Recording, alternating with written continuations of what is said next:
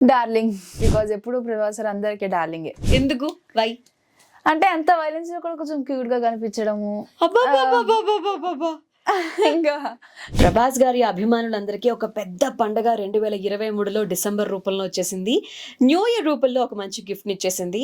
మరి ఆ సినిమాతో మనందరికీ కూడా సురభిగా గుర్తుండిపోయినటువంటి Farzana radio city star express లో ఈ రోజు మనతో ఉంది. Welcome to radio city. Hi, hello, welcome to radio city. బాగుంది. అబ్బా, అలా చెప్తుంటే బాగుందా? ఇప్పుడు లోపలికి వస్తున్నట్టుంది అలా చెప్తుంటే. లోపలికి వచ్చినట్టుంది, చల్లగా ఉంది అలా. ఓకే, అసలు సురభిగా నువ్వు మారిపోవటానికి before darling, cinema, camera, action, ఈ మూడు నువ్వు మర్చిపోలేని నీకు చాలా ఇష్టమైన పదాలు కదా. మరి యాక్టింగ్ లోకి రావడం ఎప్పుడు జరిగింది, ఎలా జరిగింది? యాక్టింగ్ లో రావడం నేను 2 years ఉన్నప్పుడు యాక్టింగ్ లోకి వచ్చాను. అవునా? ఎస్. మమ్మీకి ఎంత కష్టం కదా అప్పుడు.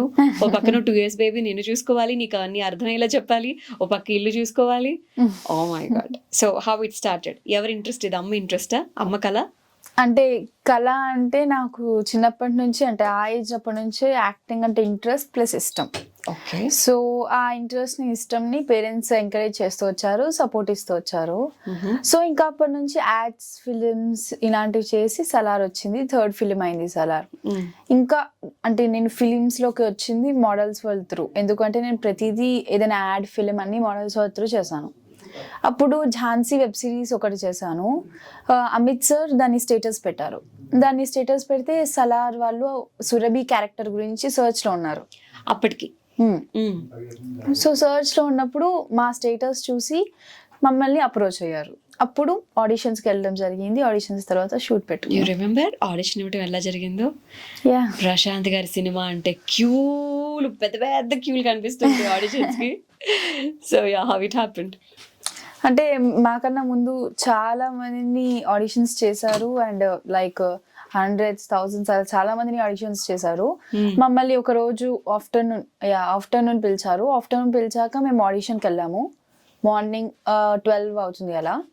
వెళ్ళినప్పుడు ఆడిషన్ తీసుకున్నారు. ఆల్రెడీ తీసుకున్నాక మళ్ళీ I think Prashanth Neel sir వస్తారు, కూర్చోండి అని కూర్చోపెట్టారు. కూర్చోపెట్టాక ఒక 1/2 hour, ఒక 15 minutes ప్రశాంత్ నీల్ సార్ వచ్చారు. వచ్చాక పైకి తీసుకెళ్ళి ఆడిషన్ స్టార్ట్ చేశారు.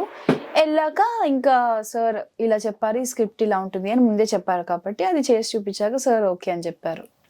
అంటే వాళ్ళు ఇచ్చిన స్క్రిప్టేనా, లేకపోతే నువ్వేనా ఏదైనా ప్రిపేర్ అయ్యావా ఫస్ట్ ఆడిషన్ కి? వాళ్ళు ఇచ్చిన స్క్రిప్టే. ఓకే, అక్కడికక్కడే. ఓకే. సో ఇంక ఇక్కడ నుంచి వెళ్ళిపోతే కట్ చేస్తే షూటింగ్ అంతేనా? మధ్యలో వర్క్ షాప్స్ అండ్ కొంచెం లుక్ టెస్ట్ అవన్నీ అయ్యాయి. ఓ, లుక్ టెస్ట్ అంటే అదే గంటలు గంటలు పట్టి ఉండాలి నాకు తెలిసి.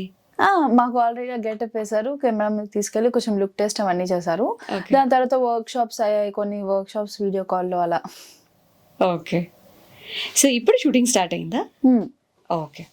సో షూటింగ్కి బిఫోర్ ఒక చిన్న గేమ్ ఆడదాం. మరి బోరింగ్ ఓన్లీ క్వశ్చన్సే కాకుండా నేను ఇప్పుడు నీకు ఒక సింగిల్ రోజ్ బొకే, ఒక single rose, 3 roses and 12 roses of bunch bouquet ఇస్తున్నాను అనమాట. Single rose, 3 roses, 12 roses. నీకు మొత్తం సలార్లో ఉన్నటువంటి కాస్ట్ అండ్ క్రూ అందరూ నీ కళ్ళ ముందే ఉన్నారు. ఎవరెవరికి ఏది ఇస్తావు? ఫస్ట్ మనం సింగిల్ రోజ్ నుంచి స్టార్ట్ చేద్దాం. ఓకే. ఎవరికి ఇస్తావు? సింగిల్ రోజ్ అంటే ఆల్మోస్ట్ నేను లైక్ పృథ్వీరాజ్ సార్కి ఇస్తాను. ఓహో, ఓకే. మరి 3 roses? 3 roses నేను 3 roses అంటే ప్రభాస్ సార్కి ఇస్తాను. మరి బంచ్? ప్రశాంత్ నీల్ సార్. ఓహో, అంటే ఫస్ట్ బెస్ట్ ఫ్రెండ్ ప్రశాంత్ గారు అనమాట. అంటే ప్రశాంత్ నీల్ సార్ ఓకే చేస్తేనే నేను ప్రభాస్ సార్ వరకు వెళ్ళాను అండ్ నాకు ఆపర్చునిటీ దొరికింది.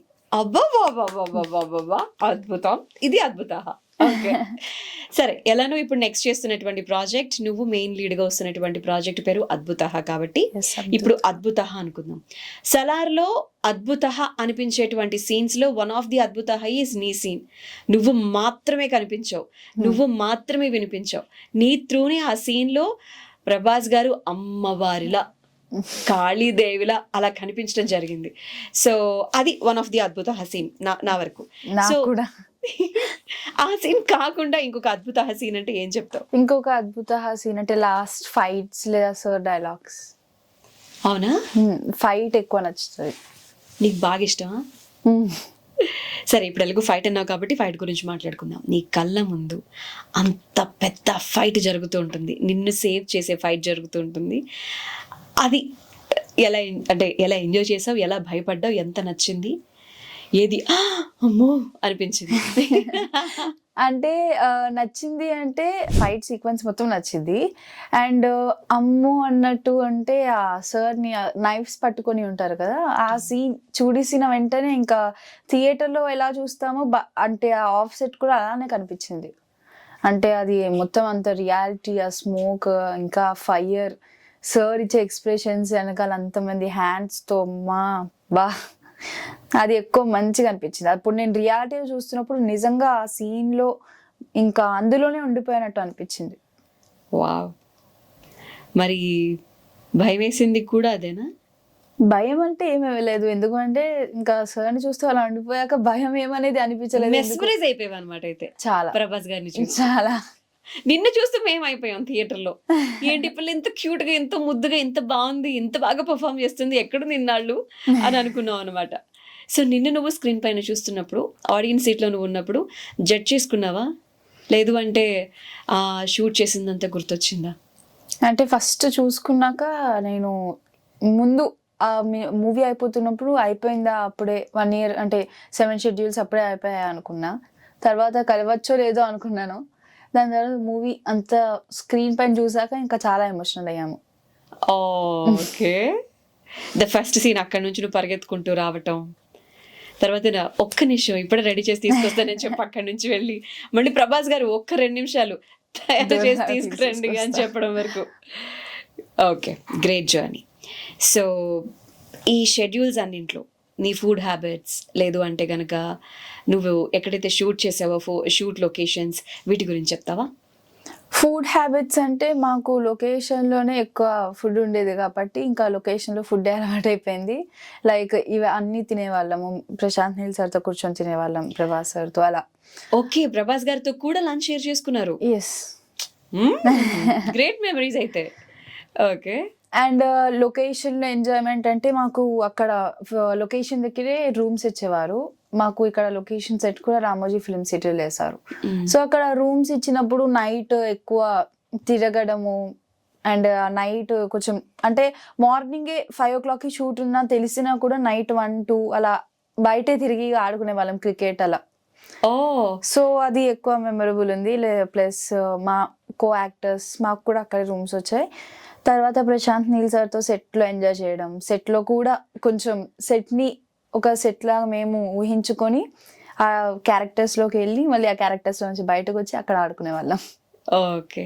స్పెషల్లీ సాంగ్ దగ్గర కూడా కొరియోగ్రఫీ విషయంలో మాస్టర్తో పాటు ప్రశాంత్ నీల్ గారు కూడా మీకు హెల్ప్ చేయడం జరిగినట్టుంది కదా కంప్లీట్ సాంగ్ విషయంలో. సో ఇంతవరకు యాడ్కి చేసిన, లేకపోతే ఇప్పుడు ఈ మూవీ చేసిన చాలామంది డైరెక్టర్స్ని చూసావు కదా, ఈయన ఎలా అనిపించారు? ప్రశాంత్ నీల్ గారి గురించి చెప్పాలంటే ఒక 5 points టు ఎవరన్నా కూడా అడాప్ట్ చేసుకోవాలి అంటే ఏ విషయాలు చెప్పారు? నేను 5 pointsకి మ్యాక్సిమం నిజంగా 10 points ఇస్తాను సార్కి. బికాజ్ సార్ నాకు చాలా చాలా పేషెన్స్ అబ్జర్వ్ చేశాను సార్లో నేను. అండ్ క్రియేటివిటీ, ఆ పేషెన్స్తో అంతమందికి చెప్పడము, ప్లస్ ఎక్స్ప్లెనేషన్ చాలా కూల్గా ఉండేవారు. ఎక్కడ కూడా టైర్డ్నెస్ అనేది కనిపించదు, చాలా కూల్. ఎప్పుడు ఎవరు ఆయన్ని టేకులు తీసుకుని ఇబ్బంది పెట్టలేదా? టేక్స్ తీసుకొని ఇబ్బంది పెట్టేదైతే ఎప్పటికైతే మేమైతే ఇబ్బంది పెట్టలేదు, అండ్ సార్ కూడా ఇబ్బంది పెట్టనివ్వలేదు. ఎందుకంటే సార్ దానికి 100% ఇచ్చేవారు. ముందుగానే బాగా ప్రాక్టీస్ చేయించేవారు. ఎస్, ఆ క్యారెక్టర్లోకి ఇన్వాల్వ్ అవ్వడం కోసం అని చెప్పి. ఓకే, సరే ఇంకో గేమ్ ఆడదాం. హ్యాష్ ట్యాగ్స్ తెలుసు కదా నీకు, ఇన్స్టాగ్రామ్ బాగా చూస్తావు కదా. ఓకే, అందరం కూడా హ్యాష్ ట్యాగ్స్తోనే బాగా ఎక్కువగా ముందుకెళ్తూ ఉన్నాం, బాగా అలవాటైన పని కాబట్టి. ఐ టెల్ యూ నేమ్స్ అనమాట. ఒక్కొక్క పేరుకి నువ్వు ఒక్కొక్క హ్యాష్ ట్యాగ్ ఇవ్వాలి. Radharama, talented villain, absolutely. Hashtag talented villain Radharama. Okay. Jagapathi Babu గారు, hard work and king. Because అప్పటి నుంచి ఇప్పటి వరకు మూవీస్ అన్ని చూసుకుంటే అది ఒక కింగ్ క్యారెక్టర్లోకి చాలా ఇన్వాల్వ్ అయ్యారు. ఓకే. యువర్ ఫేవరెట్ ప్రభాస్ గారు? డార్లింగ్. ఎందుకు వై? అంటే అంత వైలెన్స్ లో కూడా కొంచెం క్యూట్ గా కనిపించడము అబ్బా ఇంకా రావట్లేదు. సో బికాజ్ ఎప్పుడు ప్రభాస్ సార్ అందరికీ డార్లింగే. అంతేనా? నిన్నేమన్నారు ప్రభాస్ గారు? లైక్ మేము లొకేషన్ లో 2-3 షెడ్యూల్స్ వెళ్ళాం కాబట్టి లొకేషన్ అందరినీ డార్లింగ్ అని పిలవడము.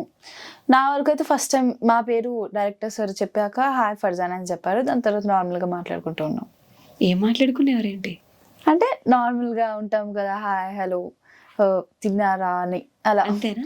అంటే ఎక్కువ ఏం అడగలేదా నువ్వు?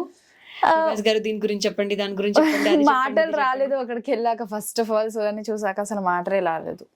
చాలా చాలా హ్యాపీ ఫీల్ అయ్యాను చెప్పండి. ఓకే అక్కడ. ఇంకా words, there is no words to tell about Prabhas sir. Okay సరే. ప్రశాంత్ గారు hashtag patience and king. ఆయన కూడా కింగే. క్రియేటివిటీ.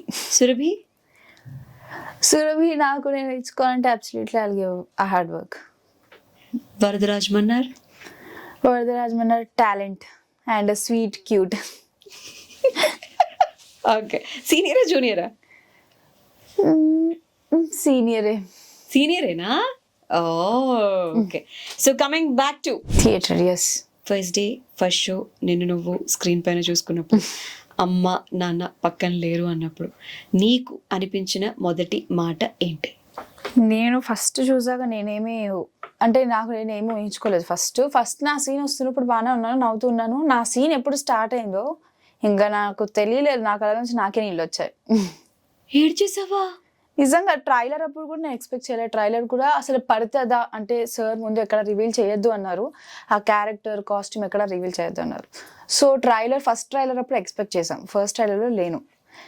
సెకండ్ ట్రైలర్లో నేను ఏమనుకున్నా అంటే చిన్నగా సెకండ్ ట్రైలర్, ఫస్ట్ ట్రైలర్లో ఎలా రాలేదు, సెకండ్ ట్రైలర్లో వస్తే బాగుంటుంది ఏమో అని అనుకున్నా. ఇంకా నేను స్కూల్ నుంచి వచ్చాను, కూర్చున్నప్పుడు ఇంకా మా పేరెంట్స్ పెట్టి అది చూపించారు. సలార్ అని పేరు వేసేసారు. నేను లెగసిపోతున్నా, నన్ను ఆపేసి కూర్చోబెట్టారు. చూడు ఎక్కడికి వెళ్ళిపోతున్నావు, ఫుల్ ట్రైలర్ చూడు అన్నారు. ఇంకా నేను వచ్చేసరికి అప్పుడు ఇంకా గట్టిగా ఏడ్చాను. అప్పుడు ఇంట్లో కాబట్టి ఇంకా ఆ ఎమోషన్ ఆపుకోలేదు. ప్లస్ థియేటర్లో వెళ్ళినప్పుడు కూడా ఇంకా నేను చూస్తున్నప్పుడు నా కళ్ళు మొత్తం వాటర్తోనే ఉన్నాయి. ఇంకా నేను ఏం చెప్పలేను. మరి ఇప్పుడు ఏ భాషలో చూసినా నువ్వే కదా, ఏ థియేటర్లో చూసినా నువ్వే కనిపిస్తున్నావు. సో ఎంత హ్యాపీగా ఉన్నావు. మమ్మీకి ఇప్పుడు ఏం చెప్పాలనిపిస్తుంది నీకు? బికాజ్ ఇదంతా నువ్వు చేసావు అంటే వెనక తన హార్డ్ వర్క్ చాలా ఉంది. So what you want to say? Patience ఎక్కువ. అమ్మకా పేషెన్స్ ఎక్కువ. ఎందుకంటే ఇంట్లో వర్క్ అండ్ అక్కడ షూట్లో కాస్ట్యూమ్స్ అండ్ ఫుడ్ అదంతా నేను ప్లస్ అప్పటి నుంచి యాక్టింగ్ చేస్తున్నా అంటే వాళ్ళ మమ్మీ డాడీ ఇద్దరు సపోర్ట్తో కాబట్టి మమ్మీకి ఎక్కువ పేషెన్స్ ఎక్కువ ఉంది. Okay. So what you want to say? అమ్మకి ఏం చెప్తావు? డైరెక్ట్గా అమ్మకి చెప్పు. ఐ లవ్ యూ మా. కొన్ని బాండింగ్స్ ఎందుకు ఎప్పుడు ఎలా ఉంటాయో తెలీదు, టైం అలా కలిపేస్తూ ఉంటుంది. అలాగే ప్రశాంత్ నీల్ని సురభిని ఒక్కటి చేసిందేమో, ఫర్జానాని సురభిగా మార్చేసి మనందరికీ పరిచయం చేసిందేమో. 2023 చేసినటువంటి మ్యాజిక్స్లో మేబీ ఇది కూడా ఒకటని చెప్పుకోవచ్చు. మ్యాజిక్.